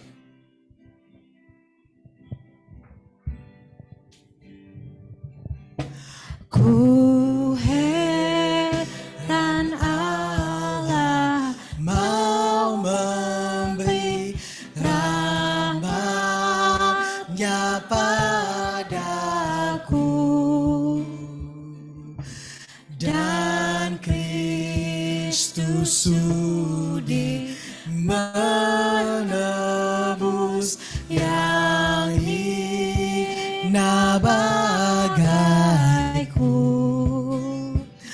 Namun ku tahu yang ku percaya, dan aku yakin kan kuasanya.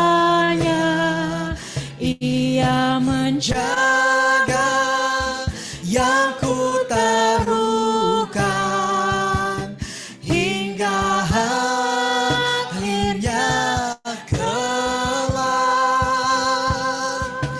Ku heran oleh Roh Kudus, ku sadar dosaku, dan dalam firman ku kenal siapa penebus. Namun ku tahu yang ku percaya, dan aku yakin kan kuasanya. Ia menjaga yang ku taruhkan hingga akhirnya kelak. Sekali lagi katakan, namun ku tahu yang ku percaya, dan aku yakin kan kuasanya. Ia menjaga yang ku taruhkan hingga akhirnya kelak. Let's sing it one more time. Namun ku tahu yang ku percaya, dan aku yakin kan kuasanya. Ia menjaga yang ku taruhkan hingga akhirnya kelak. Ku tahu yang ku percaya, dan aku yakin kan kuasanya. Ia menjaga yang ku taruhkan hingga akhirnya kelak. Mari kita ambil satu sejenak di hadapan Tuhan. Tuhan, terima kasih Tuhan buat firman-Mu hari ini yang memanggil kami, menyadarkan kami bahwa di dalam setiap masa dalam kehidupan kami, di dalam setiap fase di dalam hidup kami terus dipanggil untuk kembali kepada Tuhan. Kami dipanggil untuk terus berjalan ke arah Tuhan. Kenapa ya Tuhan? Karena kami tahu bahwa kami gak berguna kalau kami stuck in the middle. Kami nggak akan berguna kalau kami stuck di dalam satu fase hangover ini. Kami berjalan terlalu jauh meninggalkan dunia, tapi kami juga berjalan tidak cukup jauh untuk mendekat kepada Tuhan. Tuhan, ajar kami untuk hidup di dalam iman kami. Bapak, hamba-Mu berdoa pada siang hari ini. Mungkin ada jemaat Tuhan yang katakan, Tuhan, aku berjalan, aku berbalik kepada Tuhan. Kalau weekend Tuhan, kalau hari Minggu aku berbalik kepada Tuhan. Namun di dalam keseharianku, aku sama sekali jauh daripada Tuhan. Tapi hari ini aku diajarkan firman Allah bahwa panggilan Allah bukan panggilan yang harus berubah saat ini juga. Mungkin ada masa-masa di mana aku merasa atau tidak merasa yang membuat aku jauh daripada Tuhan. Tapi hari ini aku diajarkan firman Allah bahwa aku perlu melawannya dengan imanku. Ya Tuhan, itu doaku. Mungkin juga ada jemaat Tuhan yang katakan, Tuhan, seringkali dalam kehidupanku aku kerap kali gagal, tapi it's okay karena aku terus mengarah kepada Tuhan. Aku gak cukup kuat, terlalu banyak hal yang kurasakan dalam hidup ini, tapi ya Tuhan, aku percaya bahwa Engkau yang mengokohkan, meneguhkanku, memanggilku sampai dengan hari ini. Itu doaku ya Tuhan. Mungkin juga ada yang mengatakan bahwa Tuhan, aku bukan orang baik-baik, that's it. Tapi siapa yang orang baik-baik? Tapi anugerah Tuhan membangun ketekunan di dalam kehidupan kita sehingga kita bisa mengarahkan kepada Tuhan. Jika itu doamu, jika hal itu menjadi salah satu doamu, taruh tangan kananmu di dada dan berbicaralah kepada Tuhan. Taruh tangan kananmu di dada dan berdoalah kepada Tuhan. Dengan sepenuh hatimu nyanyikan kembali lagu ini. Namun ku tahu yang ku percaya dan aku yakin kan kuasanya. Ia menjaga yang ku taruhkan hingga harinya kelak. Namun ku tahu yang ku percaya dan aku yakin kan kuasanya. Ia menjaga yang ku taruhkan hingga harinya. Mari angkat suaramu ke hadapan Tuhan. Ku tahu yang ku percaya dan aku yakin kan kuasanya. Ia menjaga yang ku taruhkan hingga harinya kelak. Saudara yang taruh tangan kanan di dada, dengar baik. Tuhan mengasihimu, Tuhan menerimamu apa adanya, sehingga kasih karunia-Nya menuntunmu untuk boleh bertekun di hadapannya. Dengar baik bahwa Tuhan mengasihimu, Tuhan memanggilmu untuk semakin hari mendekat kepadanya. Dengar baik bahwa Tuhan mengasihimu, Dia yang merangkulmu dan memberimu kekuatan untuk menghadapi segala sesuatunya dengan imanmu. Terimalah apa yang menjadi berkat-Mu, terimalah anugerah Tuhan dalam hidup-Mu. Demi Kristus Yesus Tuhan dan Juru Selamat dalam hidup ini. Dan semua yang mengasihi Tuhan sama-sama kita katakan amin. Silakan duduk semuanya. Kita mau siapkan hati kita untuk menerima perjamuan kudus. Sambil perjamuan kudus dibagikan, mari kita nyanyikan sekali lagi. Ku heran Allah mau memberi rahmat-Nya padaku, dan Kristus sudi menebus yang hina bagaiku. Namun ku tahu yang ku percaya dan aku yakin kan kuasanya. sudah menerima perjamuan kudus yang ku taruhkan hingga akhirnya kelak. Katakan, ku heran oleh Roh Kudus. Ku heran oleh Roh Kudus, ku sadar dosa dan Kristus sudah menang. Hina bagaiku, sama-sama katakan, namun ku tahu yang ku percaya dan aku yakin kan kuasanya.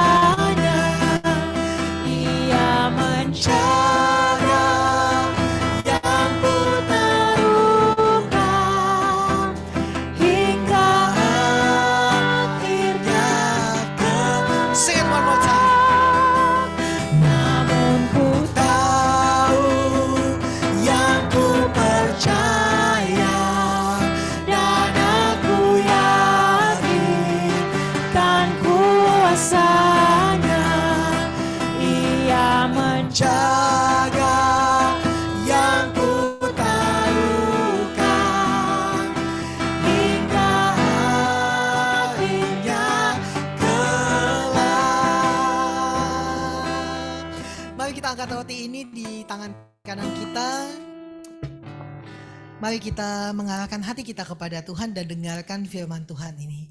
Sebab apa yang telah kuteruskan kepadamu telah aku terima dari Tuhan, yaitu bahwa Tuhan Yesus pada malam waktu ia diserahkan mengambil roti, dan sesudah itu ia mengucap syukur atasnya, ia memecah-mecahkannya dan berkata, inilah tubuhku yang diserahkan bagi kamu, perbuatlah ini menjadi peringatan akan aku. Saudaraku, roti yang terpecah di tanganmu itu menunjuk kepada korban Kristus di atas kayu salib, dan setiap kali kita memakannya, kita mengingat akan pengorbanannya dalam hidup ini. Mari kita bersama-sama makan dengan mengakui bahwa Kristus menebus dosa kita di dalam nama Tuhan Yesus Kristus.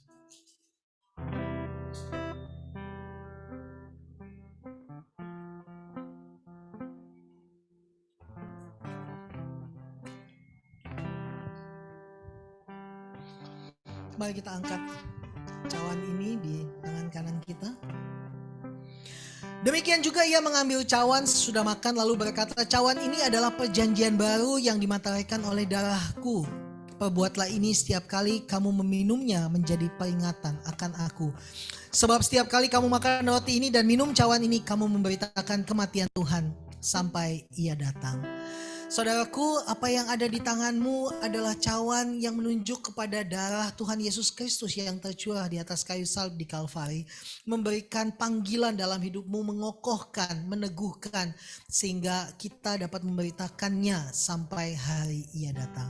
Mari kita bersama-sama meminumnya di dalam nama Tuhan Yesus Kristus.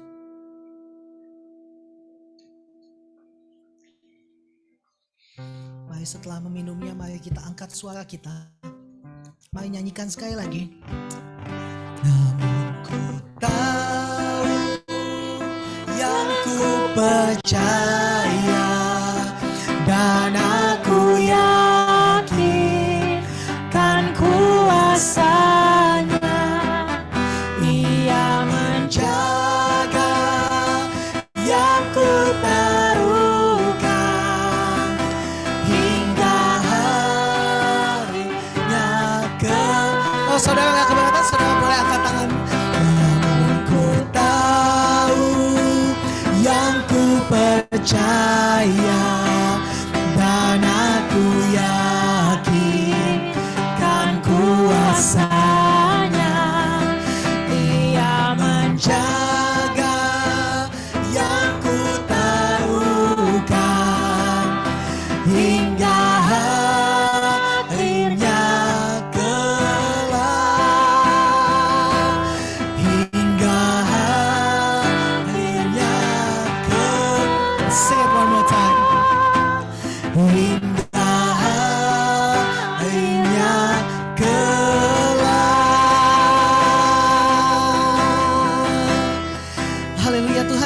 mengucap syukur karena Engkau mati dan bangkit untuk kami. Engkau yang menuntun kami dengan anugerah-Mu, Engkau yang memiliki kami. Kiranya Tuhan, Engkau yang menyadarkan kami, Engkau yang menuntun kami sekalipun hidup kami sulit di dalam satu pertentangan dengan dunia. Tapi tidak masalah kalau kami bertentangan dengan dunia selama kami sejalan dengan Engkau ya Tuhan. Tuntun kami sehingga kami boleh setiap hari semakin mendekat kepadamu. Demi Kristus Tuhan dan Juru Selamat kami, pengantara kami berdoa dan mengucap syukur. Dan semua yang mengasihi Tuhan sama-sama kita katakan, amin. Tuhan Yesus memberkati. Silakan.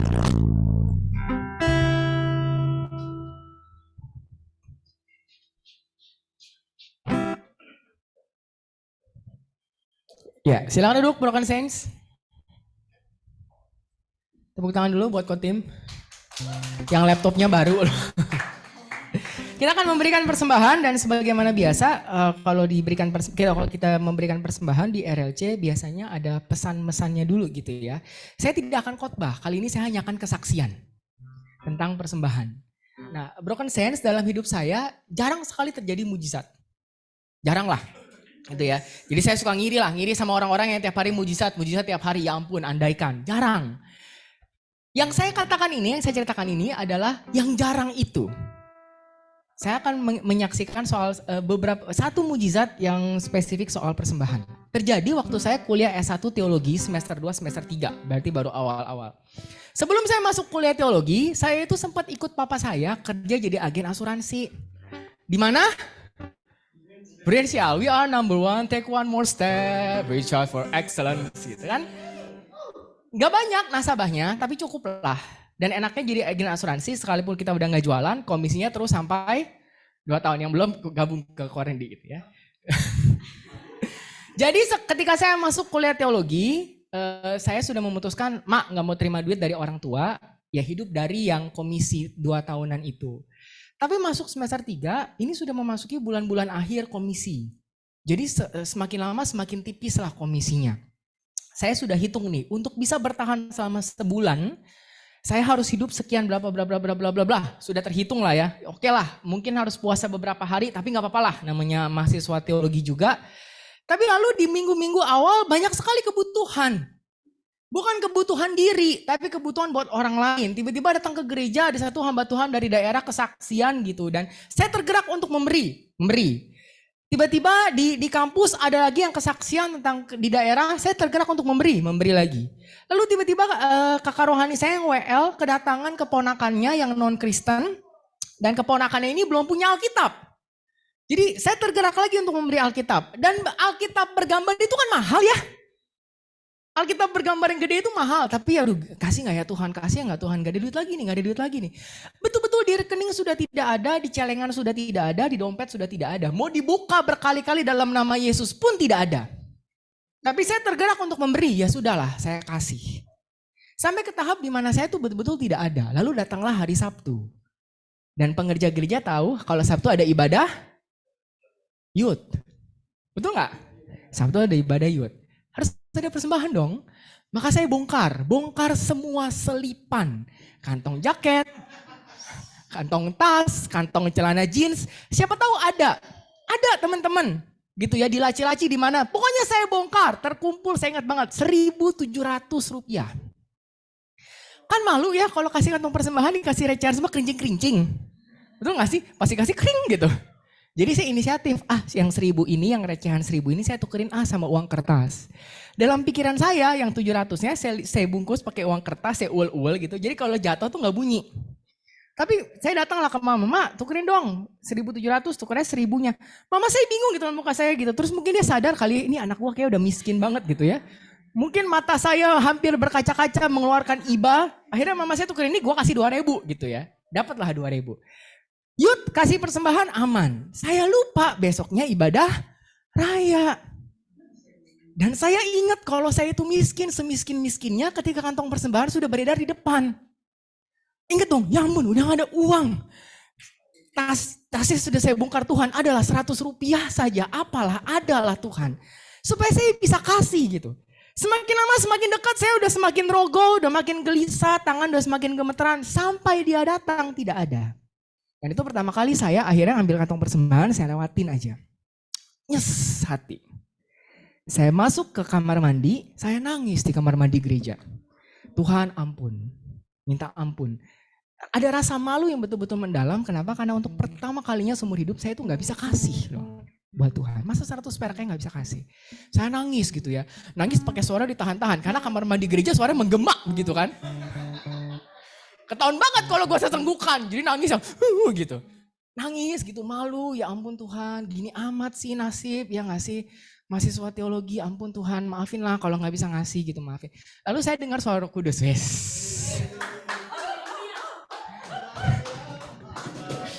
Charismatics. Saya dengar suara menghibur dalam hati saya, kenapa kamu harus malu gitu? Toh kamu sudah memberi hidup buat Tuhan dan bla bla bla. Intinya saya, ya sudah, saya dapat penghiburan itu.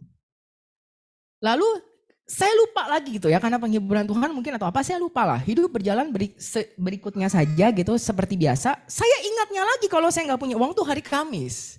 Saya pulang dari kampus, saya mau beli apa di Alfamart, saya lupa mau beli apanya, tapi saya ingat banget mau ke Alfamart. Terus saya menertawakan diri sendiri, kan lu miskin bego, iya elah gitu. Ketawa gitu, kan lu gak ada duit. Tiba-tiba saya sadar, kok gue bisa hidup ya Senin sampai Kamis. Karena Senin sampai Kamis itu saya makan siang, saya juga harus bayar parkir. Saya tuh bukan Senin sampai Kamis menderita self pity gitu, gak makan, gak ada duit. Enggak, saya mau makan aja. Parkir mah parkir aja. Pertanyaannya adalah saya tuh gak pernah keluarin dompet dari Senin sampai Kamis itu sampai saya lupa saya gak ada uang. Terus saya retrace dong, dari mana gue bisa hidup ya? Ada aja yang bayarin.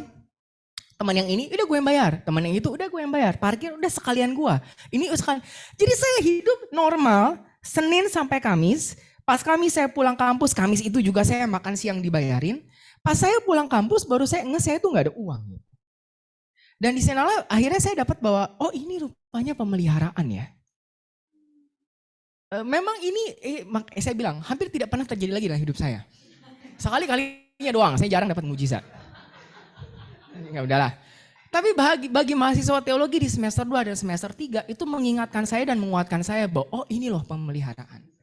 Pemeliharaan di mana saya cukup tapi tidak sampai saya sadar saya kurang. Karena kalau sampai akhirnya saya harus bilang gue gak ada duit nih, ya udahlah gue bayarin. Pasti teman saya bilang begitu. Tapi self pity-nya saya itu loh. Rasa malu dan mengasihani diri karena harus mengemis itu saya rasakan meruntuhkan saya gitu. Tapi rupanya pemeliharaan Tuhan itu sedemikian sampai dia bukan cuma pelihara perut saya atau dompet saya, dia pelihara hati saya gitu. Somehow dia tahulah saya cengeng ya orang nangis di kamar mandi. Dia pelihara air mata saya lah, dia pelihara muka saya. Sehingga saya bisa makan tanpa harus merasa pengemis gitu. Dan sampai sejauh ini, di momen itu akhirnya saya mulai belajar bahwa oh ini rupanya pemeliharaan. Dan dari momen itu saya mulai berjalan dengan iman gitu. Karena apakah berikutnya saya diberkati? Tidak. Sungguh tidak. Kan komisi hampir habis ya. Dan akhirnya habis.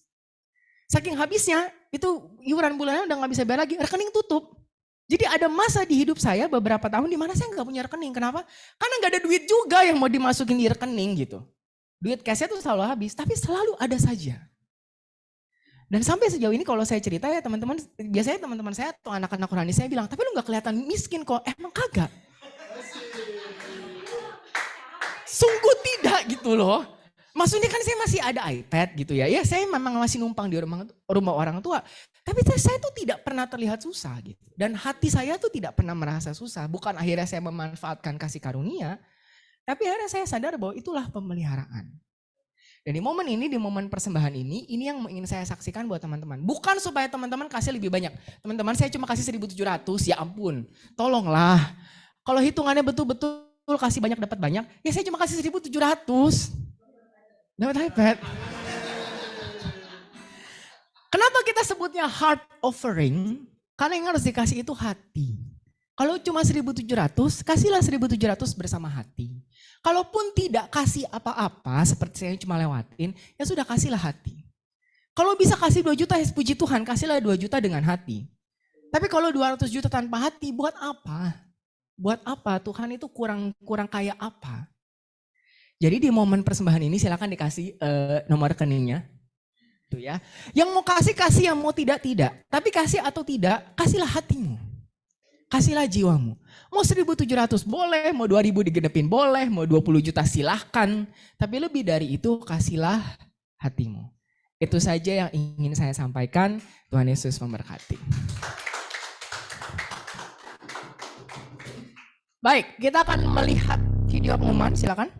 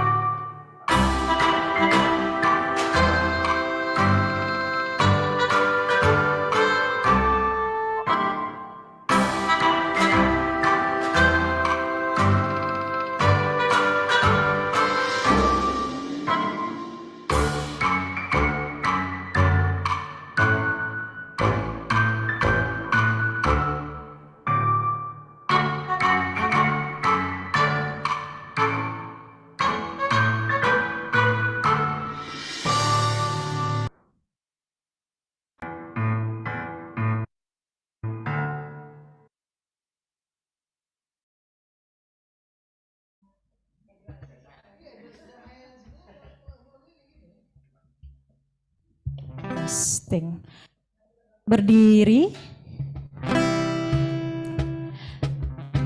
Tanyakan sekali lagi lagu ini. Namun ku tahu yang ku percaya dan aku yakin kan kuasanya. Ia menjaga yang ku taruhkan hingga akhirnya hingga akhir hingga akhirnya hingga akhirnya.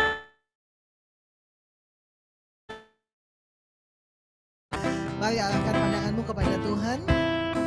Terimalah berkat yang tercurah dari tahta Allah Bapa yang mengalir ke dalam kehidupanmu. Dengan cinta kasih Tuhan Yesus Kristus yang menuntunmu setiap hari lepas setiap hari. Dan kuat kuasa Allah Roh Kudus yang memampukan dengan iman bertekun menuju kembali kepada Bapa melalui karya-karyanya di dalam hidupmu. Terimalah berkat Tuhan.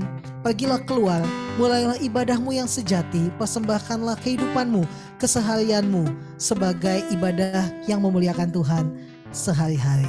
Demi Kristus Yesus Tuhan dan Juru Selamat, kami berdoa dan mengucap syukur. Dan semua yang menerima berkat Tuhan sama-sama kita katakan amin. Tuhan Yesus memberkati. Happy Sunday everybody.